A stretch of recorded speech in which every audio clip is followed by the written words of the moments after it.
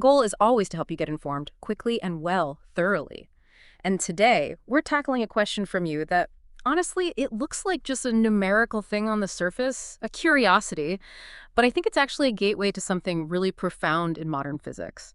The question, why is Planck's constant so close to twice pi? Now, my first reaction was, wait, is it even that close? So, okay, let's unpack this. We're going to deconstruct that first idea, the premise itself, and then I think by the end of this, we'll land on a genuinely surprising aha moment. It connects ideas you wouldn't expect. It's, a tale of two constants, then a new constant, and maybe a shift in how physicists actually view the universe. So let's start right there, the premise. Planck's constant h is numerically close to 2. Is that a thing? Do physicists talk about that? Well, it's interesting because the premise itself, numerically, it's actually based on a pretty big misunderstanding. Oh, how so? It's about scale and units. Planck's constant h, in our standard SI units. It's incredibly small, like 6.62607015 times 10 to the power of negative 34 Joule-seconds. Okay, negative 34. That's tiny. Extremely tiny. And that's roughly 6.283. Right, so not close at all then. Not even remotely close. We're talking 34 orders of magnitude difference. It's vast. Wow, okay. But, even more fundamental than the numbers just being different. Yeah. Is what they are. They're different kinds of quantities. Explain that. So h is a dimensional quantity. It has units, joules times seconds. Its numerical value depends completely on those units we chose. Right. If we use different units like electron volts or something. Exactly. The number would change completely. But 2pop. Yeah. That's just a number, a pure number. Dimensionless. I see. Right. Like, it doesn't matter if you're measuring in meters or feet, pi is still pi. Precisely. It's independent of any measurement system. So comparing h's numerical value in SI units to 2pa, it's what physicists call a category error. Okay. Like comparing, kilograms to minutes. Yeah, or apples to the speed of light. They're just not in the same category to compare numerically like that. Okay. That completely changes the question then. That throws a wrench right in the initial premise. So if the numbers aren't the point, what are these things individually? Let's just clarify that first. What's h? What's 2pa? Absolutely. Good idea. Let's start with Planck's constant. H. Max Planck introduced it back in 1900. And famously, it was sort of an act of desperation. Right. I've heard that phrase. For the black body radiation problem. Exactly. The ultraviolet catastrophe. Classical physics predicted hot objects should emit infinite energy at high frequencies, which, well, they obviously don't. Planck's radical idea was that energy isn't continuous. It's emitted or absorbed only in discrete packets.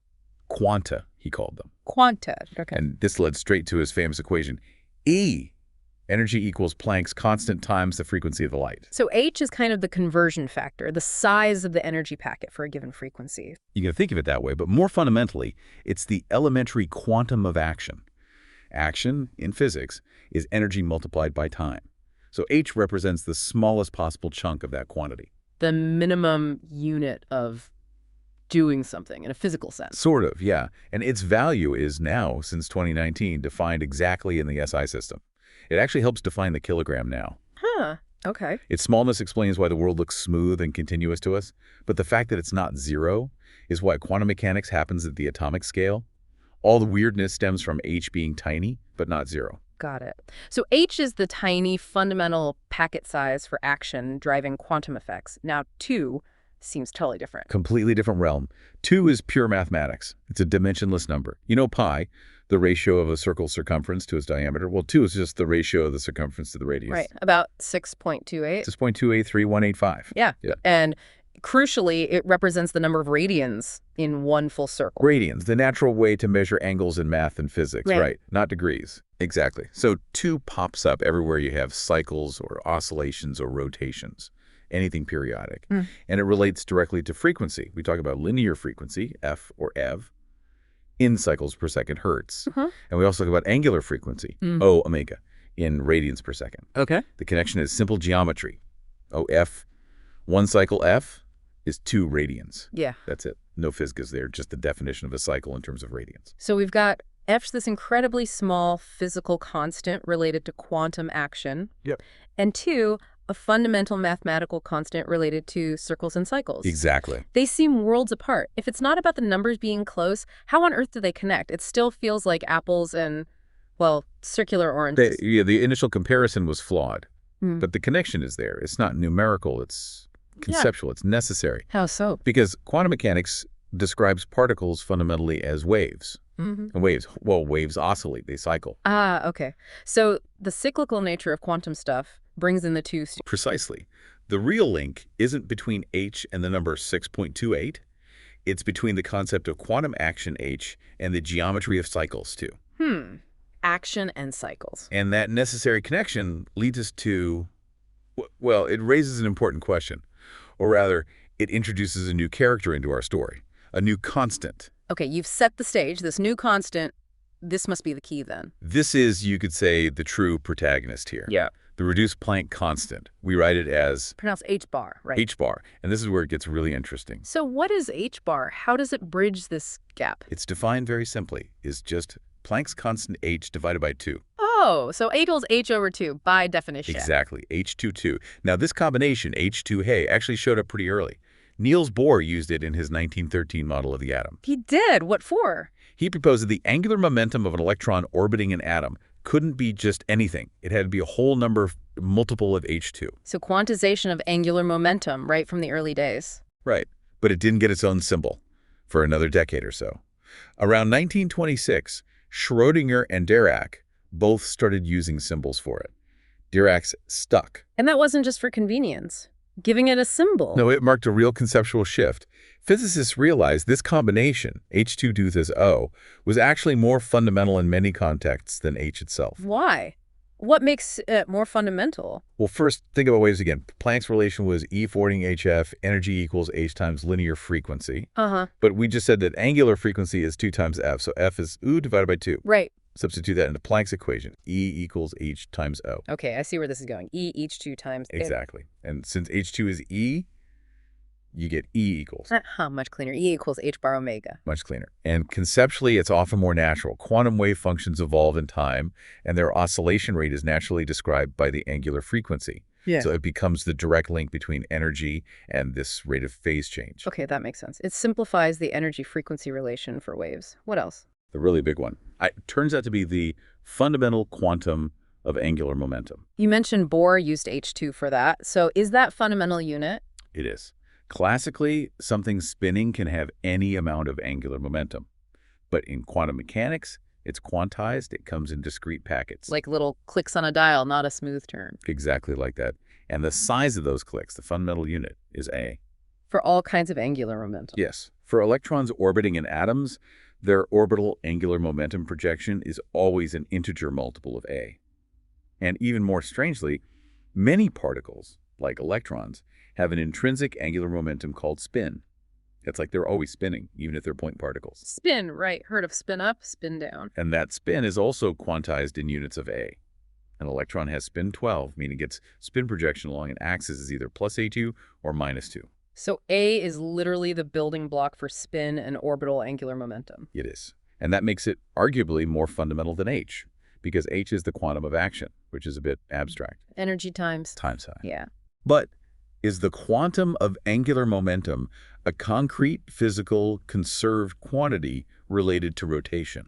It feels more mechanically real. That's a really interesting distinction. And it connects to deeper ideas, too, like in thermodynamics and information. Sets a minimum size for cells in phase space, that map of all possible states. It fundamentally limits how precisely you can know both position and momentum. Okay, so it's woven into the very fabric. Where else does it show up? How central is it to the core theories? Oh, it's everywhere. Yeah. It's absolutely central to the Schrödinger equation. The main equation of quantum mechanics, basically. Pretty much, yeah.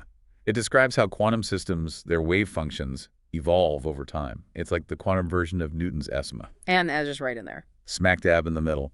The time-dependent version usually starts with I times the rate of change of the wave function. It directly links energy to how fast the phase changes. And it's also embedded in the part that describes kinetic energy. It involves squared. It's just built in. So without add, the equation would look Messier, with H2 everywhere. Exactly. Using area just cleans it all up and reveals the underlying structure more clearly. It's there because of wave-particle duality, fundamentally linked to momentum. Okay. And you mentioned position and momentum, the uncertainty principle. Yep. Area is right at the heart of Heisenberg's uncertainty principle, too. Which says you can't know both position and momentum perfectly at the same time. That's the gist. More formally, the uncertainty in position, times the uncertainty in momentum has to be greater than or equal to, divided by 2. So the minimum uncertainty is set by h bar. Exactly. And crucially, this isn't about faulty measuring devices. It's fundamental. It's baked into the wave nature of reality. Because of the way waves work, position and momentum are linked through something called a Fourier transform. And you just can't have a wave that's perfectly localized in both position and frequency, which relate to momentum. So it quantifies that fundamental limit. It does. Sometimes you see the principle written with h is h-O-E-O h4, but that's just h2e divided by 2. Using air is just more direct in modern physics. It seems like it's really about the connection between wave properties and particle properties. And symmetries. That's another deep layer. Symmetries. How does ERS relate to symmetry? In modern physics, there's this incredibly powerful idea.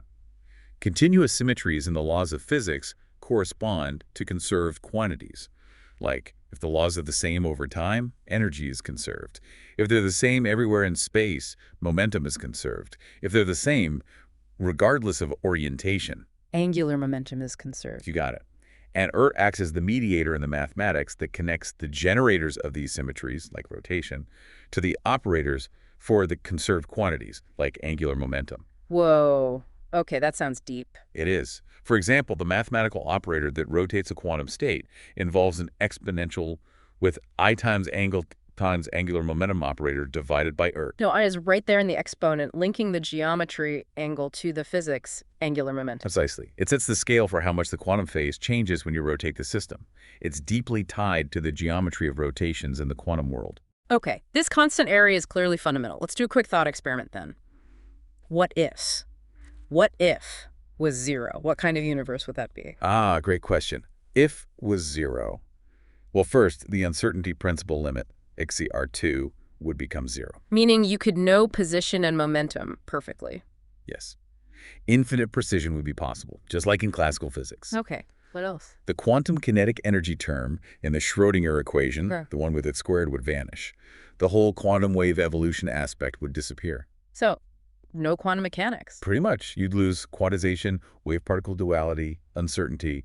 Everything would revert back to the smooth, deterministic, predictable world of classical mechanics. So the fact that it's small but not 0 is literally the reason the universe is quantum mechanical at all. That's exactly right. Its specific, tiny, non-zero value dictates the scale at which quantum effects become noticeable, primarily the microscopic world. It's the gatekeeper, the key that unlocks the quantum realm. Wow. Okay, so now, let's circle back. We started with this numerically wrong idea that h is close to 2. But we found the real connection is conceptual, through h(2 phi. How do we finally resolve the original? Well, the spirit of the original question. The resolution comes from thinking about units, how we measure things. You mentioned our units are arbitrary earlier. Kilograms, meters, seconds. Exactly. They're human scales. Yeah. Convenient for us, but they have no fundamental meaning in nature. This arbitrary choice leads to fundamental constants like h or c, the speed of light, having these seemingly random, very large or very small numerical values. They're just conversion factors. They right? are. Converting between our meters and our seconds, for example. So theoretical physicists often say, let's get rid of these arbitrary human units. Let's use units based on nature itself. Natural units. Natural units. The idea is to set fundamental constants equal to 1. Just define them to be 1. So you might say the speed of light, c equals 1. Exactly. Or the gravitational constant g equals 1.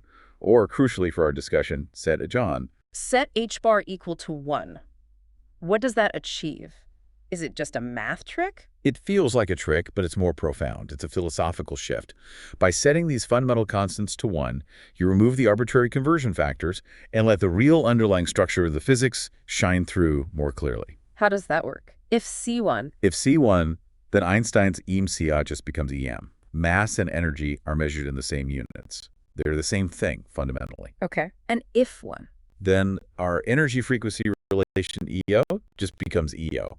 Energy and angular frequency are measured in the same units. they become equivalent in these units. Yes. And action, which has units of A, Yeah. becomes dimensionless. It's just a count. So particle physicists actually work like this, setting 1?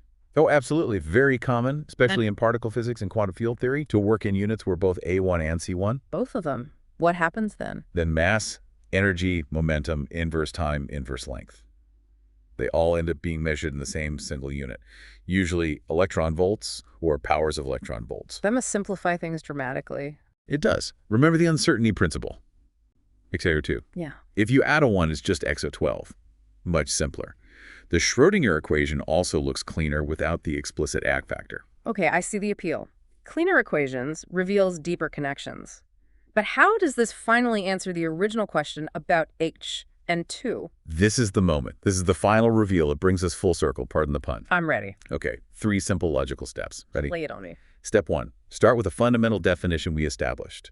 A is defined as H divided by 2 toots. So H 2. That's just true. Got it. Definition. Step 2. Now, make the physicist's choice. Adopt natural units where the fundamental quantum of action is set equal to 1. So we choose units where H1. Okay.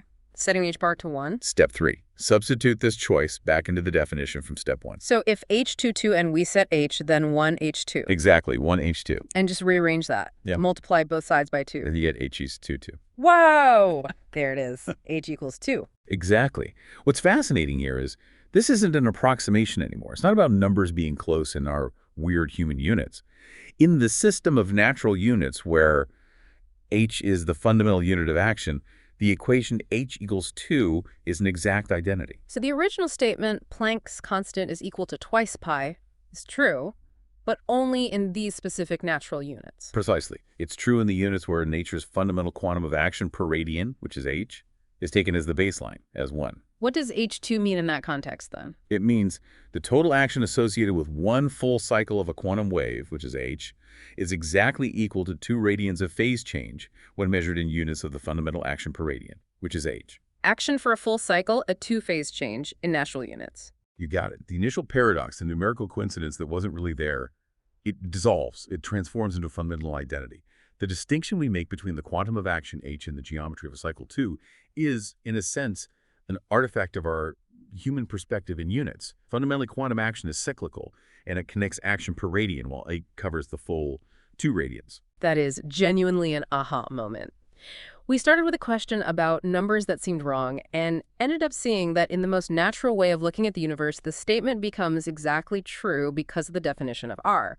So, to recap for everyone listening, that initial observation about H and 2 par being numerically close, not really accurate in standard units and kind of a category error, but digging deeper, we found the reduced Planck constant, defined as H2, is the truly fundamental quantity, especially for angular momentum and wave phase. And then by shifting to natural units where itself is set to 1, the original statement H2 emerges as an exact conceptual identity, revealing the inherent link between quantum action and the geometry of cycles. It wasn't a coincidence, it was hiding a profound truth. Exactly. And maybe a final thought to leave you with, that factor of 2pa. You could think of it as the ghost of the circle. It's a geometric necessity that just haunts every quantum interaction because of the wave nature of things. And it's the constant urd that gives that geometric ghost its actual physical substance, its scale in the real world. The ghost of the circle, given substance by H bar. That's definitely something to mull over, this hidden cyclicity, this rotational aspect, right at the very heart of quantum reality. Thank you so much for sending in your sources and sparking this incredible deep dive. It really took us on a journey. Until next time.